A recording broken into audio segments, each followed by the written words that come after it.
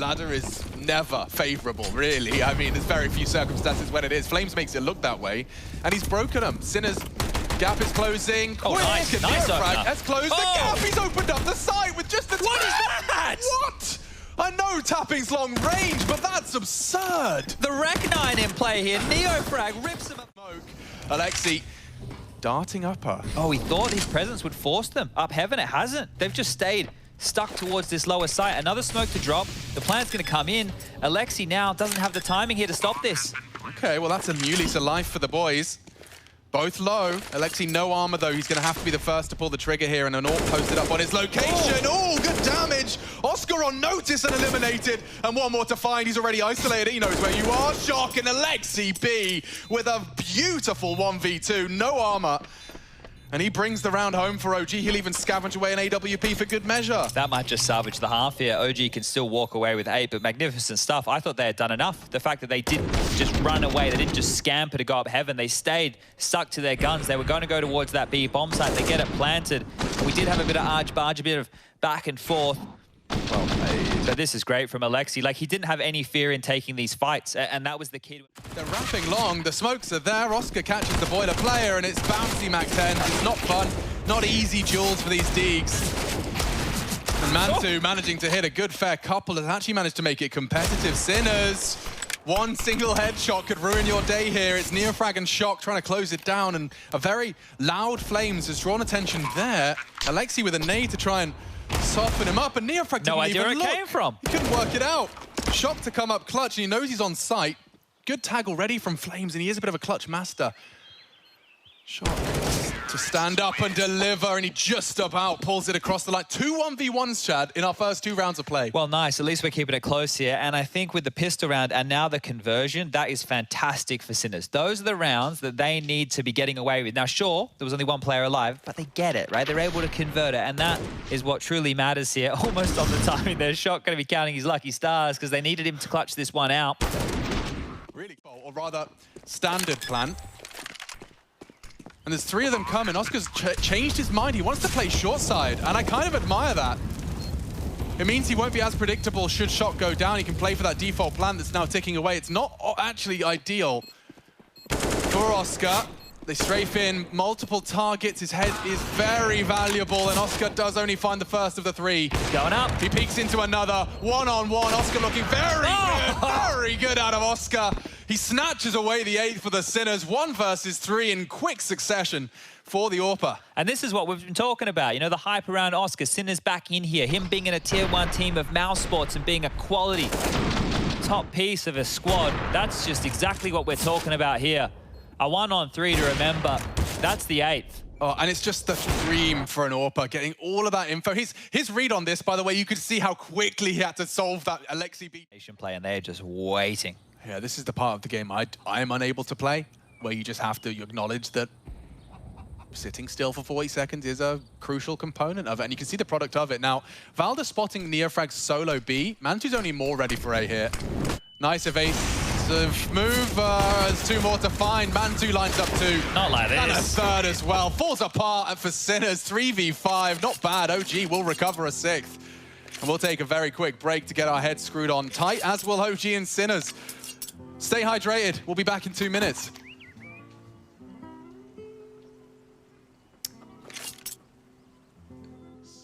By dropping that, should be able to tuck in and take a couple of USP pot shots. Not so much anymore. Neofrag gobbles up Valda's flash for his afternoon snack. And yeah, call this one quits. 3 CTs charging on up through the banana. Thank God he's got a decoy. He's going to be throwing that one out as a fake flash for their retake. And they might win this, do you reckon, Chad? Here we go. We've seen them save with less. I can't believe they're going for this. It is a surprise. They could even... Oh, surely that's enough. Nico says, get away. 3, Queen. Queen? Queen. That's quick and clean. Queen bees right there. Queen bees. Queen bees. In the hive. Yeah, that's what I was going to say. Well, Queen. I was just like painting the picture that Sinners are played by the book CS. I've liked their pace changes, I like the way they've approached a lot of these situations.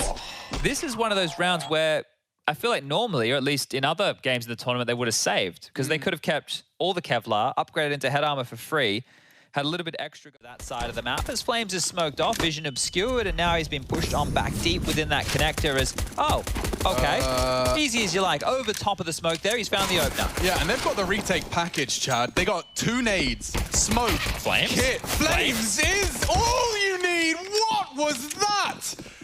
He's taken the whole squad down. His only shock. Give it to him, boys. He's got no bullets. He'll have to opt for another. Mantu steals it away. So this is the OG luxury. I guess you just play 4B. Yeah. Flames defense A. It's pretty good. It's a nice strategy. You see it pay off in buckets and spades. Rather, that was absolutely phenomenal. You're talking about the retake utility. Yeah. Flames has heard you. He said, "What utility? I'm getting it done on my own." What a one-man army. I was just sitting there taking stock of what they had for this, and he goes and finds them all. He had 2 backs turned, and then this. The pivot. Yeah. So an S-Attack down. Your Kinder's managed to at least extend play, and James just going to stick around for another collection. 40 seconds. This is dream territory for James. He knows how to work his magic in scenarios like this. They just have to be smart about it. NATO's coming in. Oh, careful now, NATO. Inch over the line, and James will collect. He's not even burning. 1v1. Blame cancels the plant. A flash from James. 1v3 becomes 1v1. He's such a nuisance. He's repositioned a little, knows he's got Blame locked in. And now opts for the AK-47 to finish the job. He needs info. Blame burning a little, fires off the shot. He knows where you are now, Blame, and can clear the corners. James, perfect play from the VP AWPer. He makes that look easy. Oh dear, there were so many flubs right there from Complexity. I think JKS gets team flashed, right, as he's peeking to clear seats. Yeah, because he was doing the dance. I don't think anybody else threw a flash, right? I don't know. So this is a great start to a low-buy scenario. Bomb's going down. Front side the default. A deeper smoke there towards connector. They're going to push and fight this any second. Yeah, they got the flash pulled from Kickit. And it's good time on this. Blame loses all vision, starts to unload his mag. He does well to find one. NATO and Poison do at least, and it's just that Tech 9 of James that taps away for a consolation third. Bit pesky there for a moment. You could see the idea. VP trying to push the friendship as much as they possibly can, but Complexity now up to 9. Just 1 round in and here to tie things up. And then that discussion in the first half of VP looking so threatening, it can start to shift. Complexity changing the tide of conversation. And Flame, happy. I don't know if he's happy or relieved. Plant, that was a long-range goosh into poor old S-Attack. Yeah. So, something I was going to say, and it looks like Poison is going to get another chance into another frag. Now, with the kit on Blame, they're going to give it a good go, and a couple more headshots. We could be talking about a Complexity recovery here. 1-on-1. He has the kit. He just needs this shot, and he's got it. What a recovery out of Complexity. I assumed this was done and indeed dusted appropriately. On Dust 2, Complexity with the recovery. Oh, that's surprising, especially after losing the site and NATO and JKX getting absolutely nothing done. That was a 3-on-5. Yeah, and it's a B retake. The point I was trying to make was, imagine if JKS, you know, fights them off immediately, just slaps them away like an irritating fly. If you lock them away and out of the B options early and they start feeling like it's not viable, I could see a world where Complexity truly upset the VPD2 playbook. To James, all the VP boys are going to be here. They've even smoked them off. This sucks for Complexity. 15. Are you just going to go through, or is S-Attack about to open up the thing? He's actually got another. Poison onto another, and Poison will get it all done. They line up on Optimus, and he puts his hands in the air. He doesn't even know what he's done. I don't think they can believe they won that round. Everybody was there. I don't even know how they got through. They were smoked off. They were denied. What? I don't understand. Fully smoked off at 15 seconds. You killed James with your solo bomb carrier. It's how it started. It all started so well. That's Complexity's 7th. Can I just see that again? I don't think he realized what happened there either. He's saying what? We're saying what? Nobody knows what's up. There's the first. Now he gets a collateral here. Bang! And the round is won. Yeah. He definitely wasn't... Needed more. Buster with something, kicking down the door. Or 2v2 here. And NATO and Blame are coming short side. It's about the util. Great smoke. Sanji catching some flack, but the bomb will be planted safely. They're playing it to perfection here, VP. Just milking this round for everything it's worth. They're charging. coming in thick and fast. And there's a chance. It needs to be all on NATO. 1v2 for their hopes and dreams. Kit available. You might want to scoop that up, but he wants to fight now. And he's isolated it. He does take it. NATO's Sapphics keeps complexity in it. Oh, and we have more twists and turns in this one here. Back and forth these teams go. Nobody wanting to relent. And to think, it's just 5 rounds that were necessary on the CT side of Overpass for complexity. Well, that's their third. Only their third here. One-way traffic in the second half, just like the first.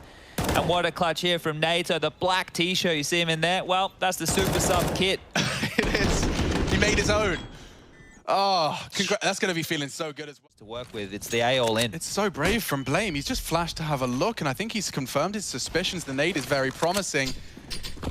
And here we go. Isikinda meets Poison, does best him. A chance! They all line up on the Blame F. FAMAS 3. He has the AK. The flashes from his team have bought him time. He's ready and unloads into another. Looking for the ace, and he sends them packing. VP are broken, and Blame F just pops off, stands up, rips that headset off. He knows what he's done. What a huge round. What an absolutely huge round. He knows what he's done, Chad. He's broken VP on match point, series point. The one-man army on the site here. Flash for the info. They come on in. Oh. He mows them down. The FAMAS straight into that AK-47. You are not getting in. Blame says no. And we go one more round. It's just the pistol. This is a good timing for it, but Jerry will get set up with the flash at ramp. Jax was playing anti, and that is the opener that they were hoping for, but as quick as it's arrived, it's been cancelled by Flit. This AUG back in CT, a real nuisance. That's going to uproot the game plan. Now we look to Hunter. We say, look, all right, we lost one of the Kovacs here. Can you give us the space over towards B? This AWP of Zorti misses the shot, and so right now, Hunter is the guy trying to make this round happen. Kenzie has missed the timing on the top mid flank. At that point, now that they've heard the gunshot, G2 know that forZe are fully aware and fully committed to this rotation, but Hunter is the guy providing everything. I love it when you let this guy off a leash and you say, look, the round's essentially on your shoulders. You think he's going to be able to do it, but Flit is wrapped lower and no one was holding for it. Hunter and his Galil have got to do it all, and he gets 3 out of the 4 kills required. It's nothing. It's nothing compared to Flit's 5. That was such a weird round. That was like watching that was like watching 2 end game bosses fight each other while their little like crappy minions are all like hitting each other for like 2 damage. Oh my goodness, what a round for Flit. Yeah, you can see the penny drop their fours. It's funny we talk about how they're not Jax. Not only do you deal with the guy wrapping heaven, it could have caused you so many problems, but now you know it's likely the A play. And so both these players that were down on B, I was going to say are making their way up, but that's not the case. They're very slow off the mark here. Yeah, Hunter's going to go up vent when his teammate times it, when his teammate has the attention. Look at this, though. It's a long wrap for Flit. We've seen these heaven rotates come in clutch for forZe, especially with the main plant as well. For Nex the is Soul, taking footsteps. Knife out. Flit's got the timing right now, and Hunter has no idea. Nexa rather shot in the back of the head, dead. Hunter, kit smoke, maybe a chance. He needs a quick kill, though, and they chase him down, ready to fight tooth and nail for the round. It's another 2v3 out of forZe. Man down positions are their bread and butter. And that is a broken economy for G2 in the last round of the half. Mental as well, because think back to Mirage and we were saying, like, you know, for the longest time, especially in that first half, we didn't have that big hero. So rapping to ramp, Kenzie's making noise in decon. G2 are probably a little nervous, right? Yeah. Because they're looking at this and they're going, well, scoreline, you know, they could go for it. You were hoping that the numbers alone would keep them away. The sight of a 2-on-3 would make them go, ooh-wee. But the Molly Nexa, the only guy with HP, and he's somehow walking amongst the flames. The nade! Oh my god! Oh my god! Almaze has naded them out of this century, out of the round, and 13 on the board for forZe. They were both low, they were huddled together. And the nade flies in. They still check dart. Yeah. They still check dart. They call Almaze a He-Man for a reason. Look at this. Check this shit. Oh my goodness. Get me out. Yeah, you're tilted. You're done. If you're G2 mentally. Yeah, that point is... reason to believe it would be that. Hunter, he's been a bit of a hero on these T sides, but oh, last bullet of the spray through the smoke.